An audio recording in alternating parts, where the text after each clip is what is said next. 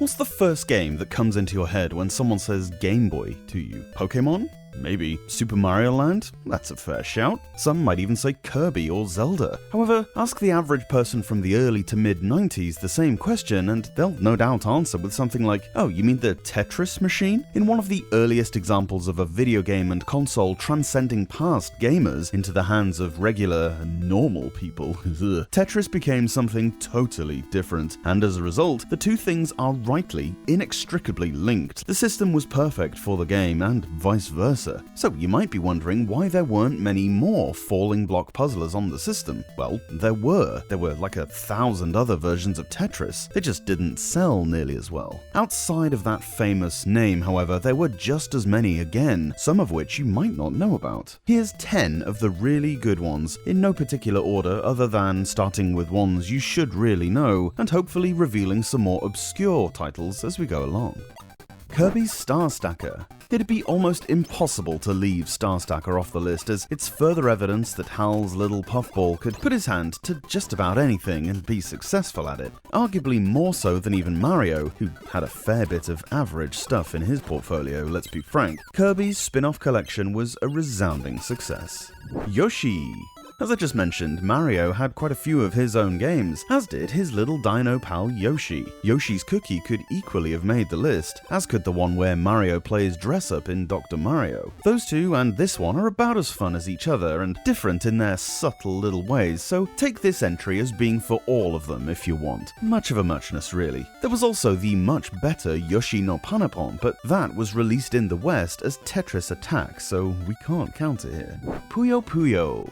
Not super famous as Game Boy games, as the DMG and color versions are all Japanese exclusive, but the Puyo Pop series did actually find its way onto Nintendo's handhelds several times. There's this one, as well as Pocket Puyo Puyo 2 on the original Game Boy, and they're awfully nice actually.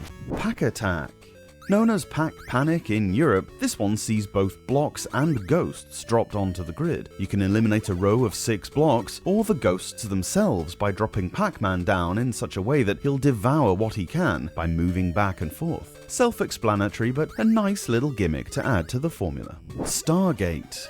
Stargate comes next in the obscurity rankings because the show is pretty famous, even if it was never anywhere near as good as Star Trek, and even if this game seemingly has nothing to do with the show. Via a unique rotational 3D perspective, flip tiles into columns of 3 matching runes that correspond with the 7 you've been shown up top.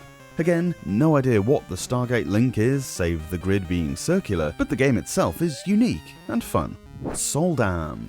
We're into the more obscure stuff now. Soam is an early 90s JP exclusive arcade game that only had an equally JP exclusive Game Boy game as its home conversions, until it came out on Switch in 2021. This can only really be down to market saturation because it's one of the better falling block puzzlers on Game Boy. Rocken Monster. Obnoxious title punctuation aside, Rocken Monster is another Japan-only game that had no other iterations anywhere. Closer to something like Dr. Mario than Tetris, the principle is the same. The separating gimmick here is that some blocks will have a small circle inside of a different color. When groups of 4 are removed, these smaller blocks will then spring out, giving some real chain-forming potential for players with good enough foresight. Wild Snake. Unusual controls and block behavior, well, snakes, don't hamper this really fun take on the falling block puzzler, which is really fast-paced and some of the chain reactions can be massive, if a little harder than normal to predict. The blocks can be considered to be constantly in play. Basically, once a snake has fallen, it's not done with its movement, and if a space opens up in front of it, it'll still wiggle on down to fill it. Oddball, but very good. Money Idol Exchanger.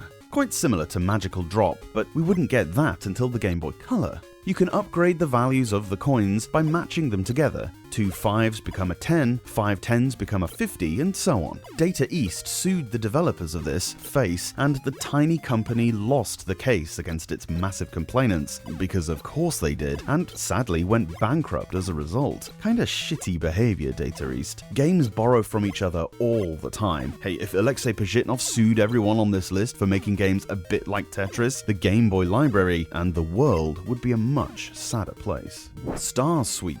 Another late library Japanese exclusive, Starsweep also came out on PlayStation. It's perhaps harder to get into than a lot of others in the genre, with some slightly cryptic rules and a very brisk initial speed, but the reward for learning its mechanics is very great indeed. Unforgiving, but excellent. And that's our list of 10 Game Boy falling block puzzlers that are not Tetris. Let me know what you think should have been added in the comments below, subscribe if you haven't already, and I'll see you on Monday.